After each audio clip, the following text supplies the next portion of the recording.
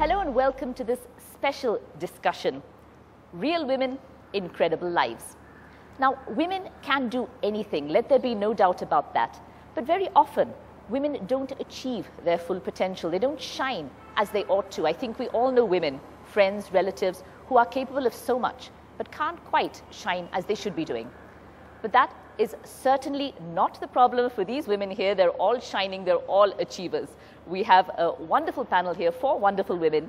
Kiran Mazumdar-Shaw of Biocon, Asia's largest biotech company and a woman who makes the most influential lists over and over again. Anita Nair, prolific and popular writer as well. And here we have Ruby Chakraborty, who is a writer, an actress and a stand-up comedian. And Sunita Dhairyam, a wildlife artist and a woman who has formed a charity really to help wildlife and people in the village where she lives on the edge of the forest. It's great to have you all here and an audience really of young Bangaloreans as well to listen in.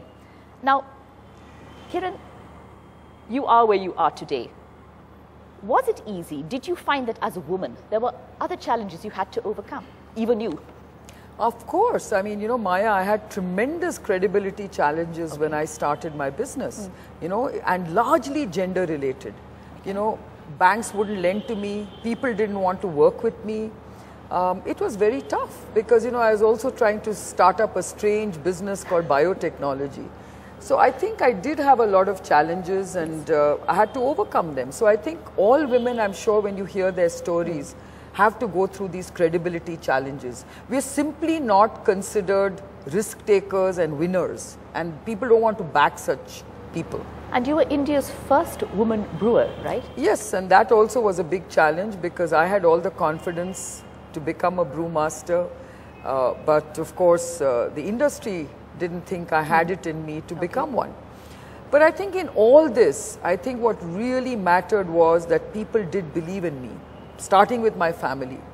And I think slowly but surely I started getting others to believe in me and my story, and that's how I evolved as a businesswoman. But it took a while. It was not an easy start. It took many years. Anita, in the old days in England, you had the Bronte sisters, you had George Eliot writing under the names of men in order to be taken seriously. Is it that bad in India? Well, not really, but there's a lovely story about Jane Austen where she actually had a creaking door so that when somebody walked in, she would know somebody was coming in and she could put her books away. So pretty much, I think being a writer hasn't changed to that extent because there's nothing to show. You know, you don't have any work of art to show. You don't have an institution that you're building. You're just working on your own, and that actually, you know, the effect is felt around you. Nobody actually sees it happening, and they wonder what you're doing on your own. And a woman sitting on her own, scribbling away, is suspect. You know, so that I think was probably one of the biggest challenges. And then secondly, of course, was trying to explain to the world that I need my own space, I need my own time to be able to... A woman is always available to somebody else. Absolutely. In the different roles they play. Yeah. Do you get slotted as a woman writer? And if so, does that bother you? It bothers me horribly because I see myself as a writer. You know, as a writer, you're an asexual being. You don't think of yourself... I mean, there are writers who write, say, romance or who write what is called chick lit, and where, you know, the sensibilities are very woman-oriented. But I, you know, write fiction which should actually straddle across both genders. It doesn't really matter, you know. So to be called a woman writer, and because of that, my work being seen through that point of view, you know, it really irritates me more than anything else. Sunita, you're living there at the edge of a forest with elephants, wild boar, tigers for company. Yes. When you went out there, did people think you were crazy? Absolutely. You know, off my rockers. Definitely, you know. So I just stuck it out, and as you know, I'm an artist, so I started getting commissioned by the Karnataka Forest Department to paint walls and murals, and so my life was justified, you know. So I live alone. I lived there without electricity, without water.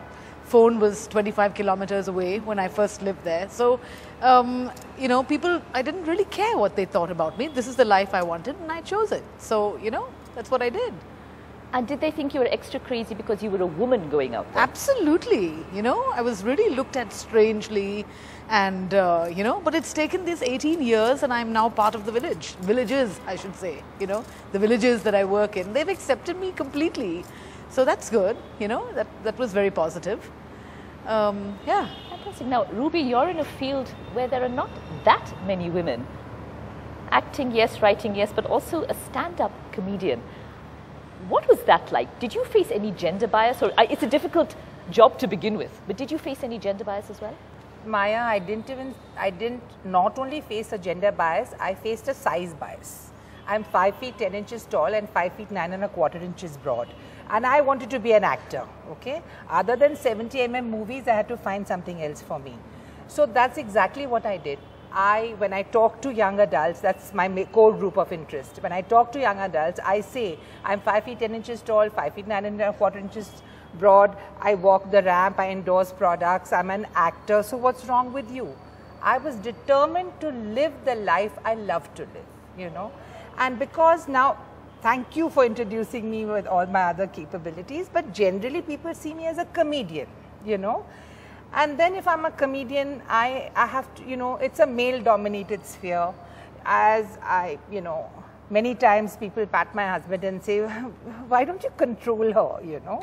Like I need to wag my tail and be muzzled or something. But things like that happen. And, you know, everybody says, you're so lucky he allows you to do it. But honest to goodness, I suppose it is a little allowing, because if there wasn't support, family support, it would be very difficult to do what I did. And I decided to become an actor at the age of 40, you know. So I didn't look like Kareena Kapoor, I didn't feel like somebody else, and well, I am now. But as Kiran very lightly pointed out, credibility is zero. So even now when I go to corporates, I do corporate nurturing. When I have to go there to the corporates, every single time I have to, you know, sort of reinstate my credibility. Oh, but you're a society girl. Oh, but you're an actor. Oh, but... And it's worse as a woman. And you spoke about image as well. That pressure is probably far more there for women. I mean, you find portly, nice, fat heroes, you know, dancing around trees and being college students. Why not women, yeah? Why not women? Why not women? Maybe I failed for 20 years, but I also want to dance. Why not? Kiran, self-belief. You said that you had the support of your family, the belief of your family, but above all, you had the belief of yourself.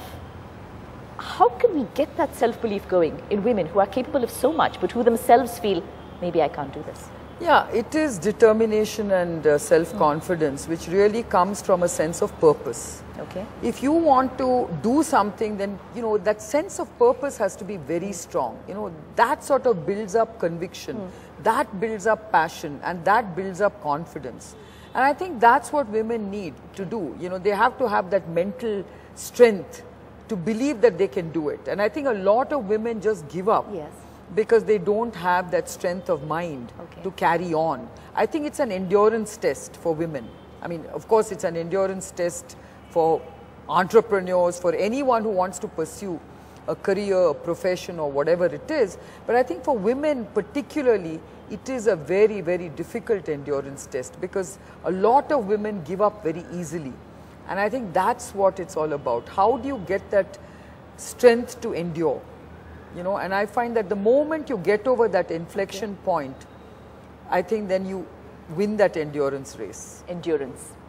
Anita, you kept going, you got your own space, you became a writer, a successful writer too. Do you feel it is self-belief? And if it is self-belief, is it something which society has told a woman time and again, you cannot do this? Very subtle emotional blackmail. A child who could ask you, am I more important or is your work more important? Family who can be wonderfully supportive. I mean, I have a very supportive family, but definitely at some point, you know, you're going to have to choose. Are you going to be the writer first, or are you going to be the wife, mother, daughter, aunt, etc.? Multiple roles that a woman has to play. So the thing is to, I think the secret is to be able to compartmentalize and to say that, right, this is who I am. I owe it to myself to do this for myself, and then only if I'm happy can I make the rest of the world happy. That's been my mantra. Wow, okay, so we've had self-belief, endurance, the need for blinkers, compartmentalization. Ruby? See, I definitely feel that, you know, empowerment is not something that comes as your birthright or drops from heaven. I think more and more women should, you know, there should be some type of training process, or it should start from schools, where actually you should be able, how do you stand up for your own rights? Not always putting themselves last. Not putting themselves last, and not, you know, to be a dharma, definitely should go out of these TV serials and Hindi movies. Mom, I'm fed up of that, you know. The shame at having really, a husband in a shirt that's not white. Shame, bacha, you know, I know we have hormones, we're better at doing it, we multitask very well, but I really feel, you know, the burden of who we are as women, you know, the inflections that have been cast upon us, that has to like move away for us to be free. We have to learn. Everything is an art. It has to be learnt. Like humor is, you know, it's a honed skill. So I think it's very important that there should be some type of process that starts from the grassroots level, you know, whether it is in, you know, at farms or villages, or, you know, wherever there's a pathshala or schools, where women are taught that it's okay to be like this. It's a deliberate attempt to. A sort of a concise effort where you know that it's all right to be a writer, it's all right to be an actress, it's all right to be an entrepreneur, it's all right to be a tiger lady who will go out in the middle of the night and stay all by herself. You know, it's fine to do that and be good at it. We need to be taught, we need to be told, women need to know that they can go out there and be a tiger lady. It's all right. Well, it's time for a short break, but after that we'll be discussing the issue of women in politics, or not enough women in politics, and also how important really is the sisterhood, women networking, staying together. That's after a short break.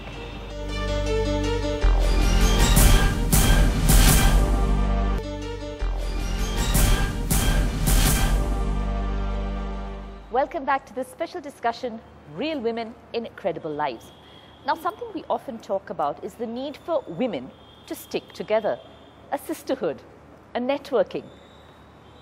Kiran, do you feel it'll make a big difference if women reach out to each other, connect with each other, support each other? Did you get support from other women when you were starting out? Well, you know, in the business world, we do have a very large women's network, and I think it does help because, you know, we do actually discuss a lot of issues. Of course, they're not really women-related issues, but business issues, and, you know, I think it's very important for women to network. But I think more than anything else, I think women in general don't network with anyone. In fact, I think they tend to sort of be reclusive, and that's also part of the problem, because you almost kind of, you know, try to fend for yourself and internalize a lot of the things that you're dealing with.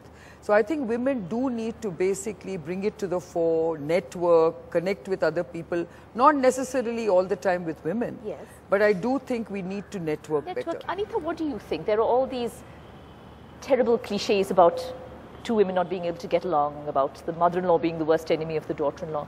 Do you think that's true? Can women really have that sisterhood? I do believe that women can actually have the terrific sisterhood. But the sad part about the sisterhood is that somehow it doesn't seem to happen with, you know, a total stranger. You know, the ideal situation would be where when I meet another woman, I should be able to feel that this is someone who is just like me.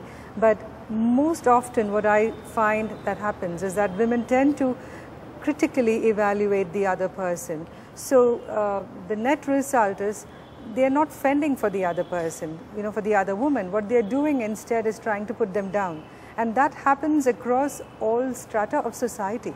It's not just about a very traditional mindset. You see that at every rung of society. You see that women don't actually, I mean, I've heard so many women, when they talk about another woman, they are so, they tend to be very off about them, you know, the way they refer to them, the way they discuss women. A woman is always at fault first. That is how they start the conversation. It is never the man who is being evaluated. It's always, it must be the woman's fault. Sunita, do you agree with this? Do you think that there is a kind of sisterhood? Did you get support from women strangers, women in your family, or? In my family, certainly. My mother, number one, my sister, you know, these are people who have really stood by me and stood by my decisions, even though they've been so off. But very correctly, I have had that some really bad experiences with women, you know, who have somehow been threatened, or, you know, I really don't know what it was. First of all, I'm single, you know, so it was, I don't know if that was a threat. I have no idea. You're not following the traditional path. I'm not, I'm not in the, you know, stuff. And I have come across that. And I'm very much a woman's woman. My best friends are women. I grew up in a boarding school. You know, I love women. All my best friends have been that. Unfortunately, I live very much in a man's world. But any kind of help from anywhere is always, you know, I'm always open to it. And I share my whole life as an open book. So people can come in and contribute and give their ideas, and that's what I love. Now, we have an audience here of Bangaloreans. Now, would you have any questions, any suggestions you would like to make at this stage, really? I have a question for Kiran. I'm a little inquisitive to know that what made you start such an unconventional domain business, or what made you to be an entrepreneur in this unconventional domain rather than, to the corporate? Well, I started with a very unconventional profession. I actually trained to be a brewmaster. And when, I couldn't really succeed in being accepted by the brewing world, I decided to then start up my business, almost as a sort of a rebellious fallback, so to speak. So I call myself an accidental entrepreneur who was determined to prove myself. That's what made me start my business. My question is to all four of them in the discussion panel. How important is it, according to you all, to educate our men to how to treat the women in their surroundings? And how important is it for them to understand the difference between culture and dominance?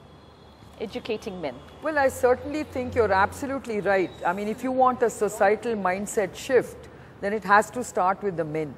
I think men have to basically change their attitude to women. And when men are proud of their women, society will change.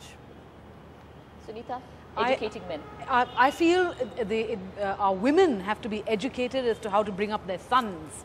Number one, their sons need to be taught that this is the way they need to treat a woman, their sisters, their wives, whoever it might be. I think a lot of the problems lie within the women themselves, So that's what I feel. I would just like to ask one question. There are many boys sitting here. They must be having their sisters at home. So suppose a sister is going out for something important. Do they help out? Do they go and make a cup of tea for her in case she needs it? Do the mothers train the sons to do that? I wonder. Well, as far as I'm concerned, I've been on many debates where they talk about, societal changes, and it must come through society, and, bringing up the son, which I think is very important, to be equal to the woman, and, not being brought up as a special person. Inadvertently, we tend to do that, I think. But I think now the problem that exists now, again, I talk about training. I'm a big fan of that.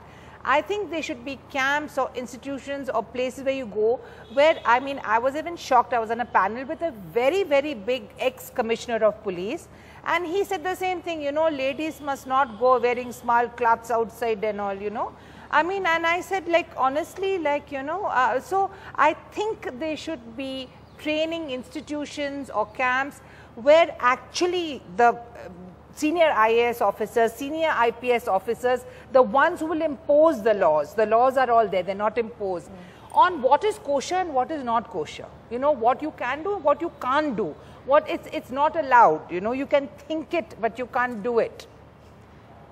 Anita, educating men. Well, I think, the most important thing is to be able to change the male gaze in many ways, because the problem is the boy grows up thinking that this is the way he should look at a woman, and very often women don't say it because they either don't think it's a problem, or they're too afraid to face the problem and confront it, or it's just not part of that particular tradition. But I think increasingly, if you look at the degree of violence that is escalating in the country towards women, I think people have to make a very conscious effort to change the male gaze. And whatever form that we take, whether it's training, whether it's in schools and colleges, or whether it is simply mothers at homes telling their sons that, listen, this is not on, you're going to get penalized if you do this. I think that we have to make a conscious effort. It's not, we can't now just sit down. You can't say, as in the words of one famous politician, boys will be boys. It's just been wonderful listening to the feisty women here in this panel. Thank you to the audience. Thank you to all of you for taking part. And I think the message coming across to women out there, you can do it. Believe in yourself. Just get out there, show yourself and show the world. Thank you for joining us today here in Bangalore.